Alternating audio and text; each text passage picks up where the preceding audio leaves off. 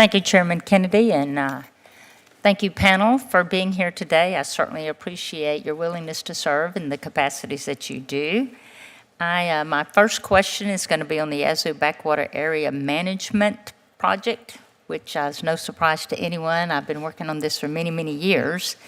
And Secretary Forsgren and General Graham, as you know, the U.S. Army Corps of Engineers Mississippi Valley Division signed a record of decision for the new Yazoo Backwater Area Management Plan earlier this year, which I, with thousands of Mississippi, were thrilled about this milestone. And I'd also like to express my gratitude to the Corps for the $32 million allocated to the project in your FY25 work plan that was announced last month. Of those funds, $15 million will be used for pre-construction engineering and design work, $15 million for mitigation to protect wildlife and wildlife habitat, and $2 million for mitigation infrastructure construction. We're certainly moving in the right direction now and providing adequate flood protection for area residents, something that was promised literally decades ago. The findings outlined in the project's final environmental impact statement stated in addition to reducing catastrophic flooding, that project implementation would not convert any wetlands to wetlands. Wildlife and habitat will be better off for the project. Aquatic resources will be better off with this project. Water quality will be better off with this project. Everything is positive here. Everything will be better off. Secretary Forsgren and General Graham, would you agree with the findings detailed in the final EIS?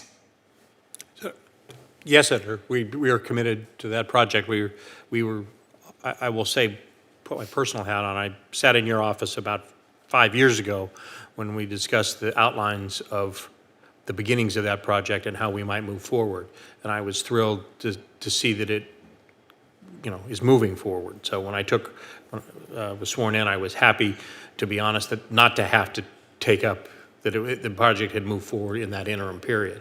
The short answer is we're committed to the project. We're committed to moving forward. I believe the findings are accurate. That doesn't mean the Corps still has a lot to do as the engineering and how we finalize exactly what that project needs to look like. But we're talking about deciding on which crown molding we're going to put in the house. We're not deciding on to build the house in this case. Senator, I don't have much to add. We're thrilled, and we're excited to see this moving forward. Our commitment to you is, as we go into pre-construction engineering and design, is let's advance that design now to include the mitigation, the extent of that, so that when we come forward, this is how much this is going to cost, that we give you an accurate cost estimate. That's our commitment to you. Wonderful. And the total capability for this project for the fiscal year 2026 is truly significant. I get that. I'm shocked by that, nor does it scare me away, because it's something we have to do. Should Congress provide robust funding for the Yazoo Backwater Area Management Project in this year's appropriations process, how confident are you that the Corps will be able to put that to good use? Senator, you raise a very pertinent issue in the context of the Yazoo project that's true across that, and that is how the Corps' capabilities set against, their capabilities on any given project versus the totality of the project. And you really can't take the capabilities for a project without looking at the totality of the region, of the district, and of the nation in total. So with that said, I will defer to General Graham to talk specifically, but I think we're still trying to figure out how our capabilities match against the resources.